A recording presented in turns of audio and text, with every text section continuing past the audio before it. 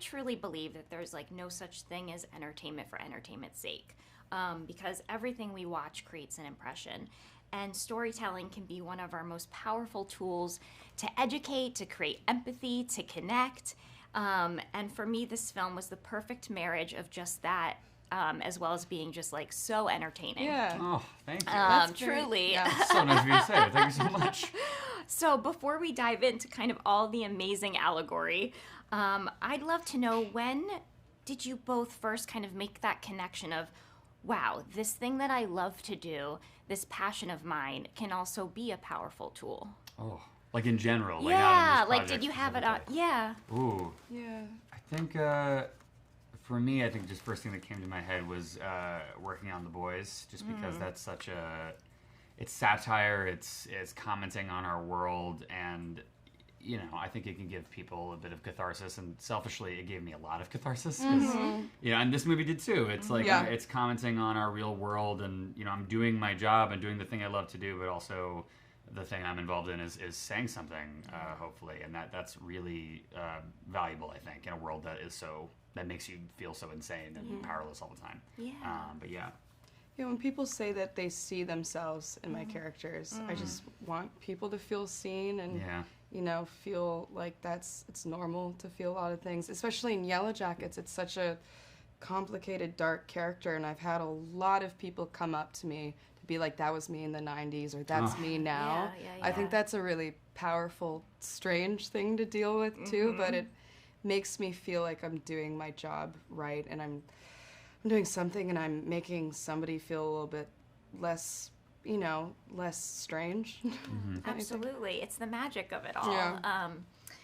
Okay, so as Iris fights for her autonomy, Josh becomes increasingly more threatened, causing his true nature to be revealed. Jack, can you talk about kind of finding ways to play with his fragility and ego when it was kind of like more hidden and nuanced, and then when it just becomes very inflated and on display? Yeah, well, first of all, I think so much of that is the writing. I think Drew just created such an amazing script for all these characters. They're all so cool and nuanced and complicated. With Josh, I think he's a guy that he's the most insecure character I've ever played in my life. I think he has like a void. I think he's very lonely. I think he hasn't heard the words "I love you" a lot in his life, and I think that, you know, helped me find an empathy towards a villain of the movie, ostensibly. And no, I think that as the movie goes along, I think Josh is a guy that kind of puts up these artifices. You know, he's not really great at connecting with fellow human beings, so I think he puts these kind of masks on, and I think, you know, as things start to go more and more wrong for him over the course of the movie, those are stripped away because he doesn't really need them anymore. And I think by the end, you're just kind of left with, like, he has this void and it's being hidden by all these walls, and then by the end, it's just a void, you know? And you really get to see just how deeply insecure he is and how that drives him to do really despicable things. And that's what I found really fascinating about the character. Yeah. Yeah, you did such an amazing job, because thanks. even at the beginning of the film, you know something's kind of off. You got, as they say, the it. Yeah, I'm aware. Yeah, you're like, there's a little gaslighting happening, but it's that's almost the frightening part of the movie, because he's not necessarily putting it on display yet, but it's just as traumatizing and it's just as, you know, harmful. Yeah, absolutely. Absolutely. Yeah, no, he finds ways to, like, use it when, you know, necessary. Right, yeah. And then Sophie, oh my gosh, it was so exhilarating watching Iris become kind of like self-empowered. And the more that she discovered what she was capable of, or who she truly was, the more human she became. What did kind of embodying a character, discovering her humanity in a way, teach you or remind you about what it means to be human? Yeah, I mean, she always had so much empathy, but I feel like playing her taught me a lot about myself and taught me a lot about why I love doing my job. And it was interesting. I sensed my confidence growing, because we shot this in order, but I sensed my confidence growing as we shot it.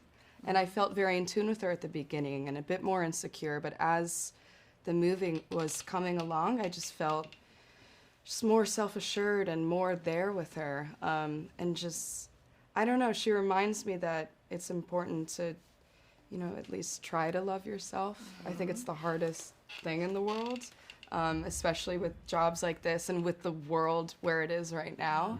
Yeah. But I think that's what it reminded me, but I felt like I took a lot away from playing her.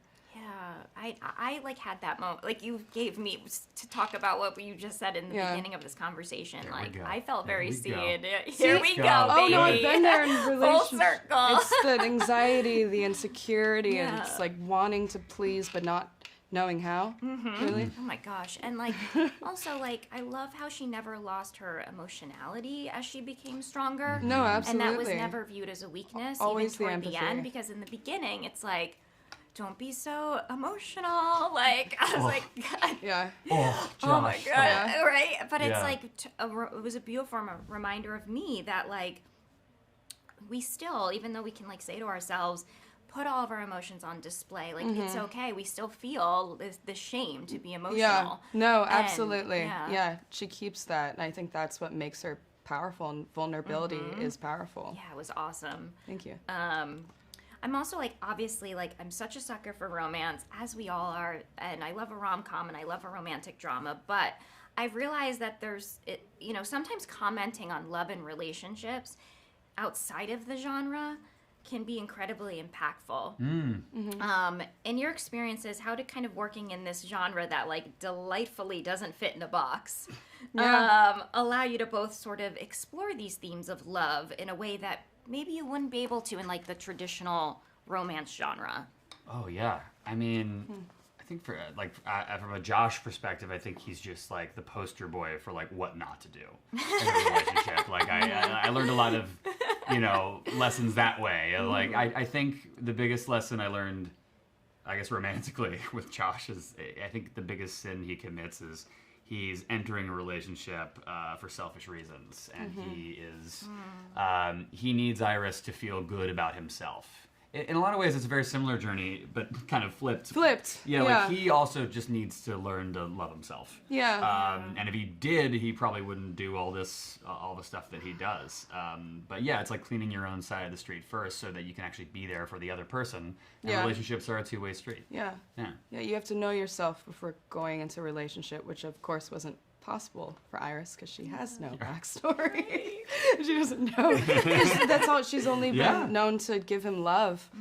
But that is something. It's like a simple reminder of like, you can stay focused on yourself. You don't have to give everything to the other person. I think it's really important to focus on that. Yeah. 100%. Well, that's my time. I could talk about this for Relationship. hours. Thank you. It's incredible, and just congratulations on your performances in this really, I think, important film. So, Thank you so yeah, much. thank you you. guys.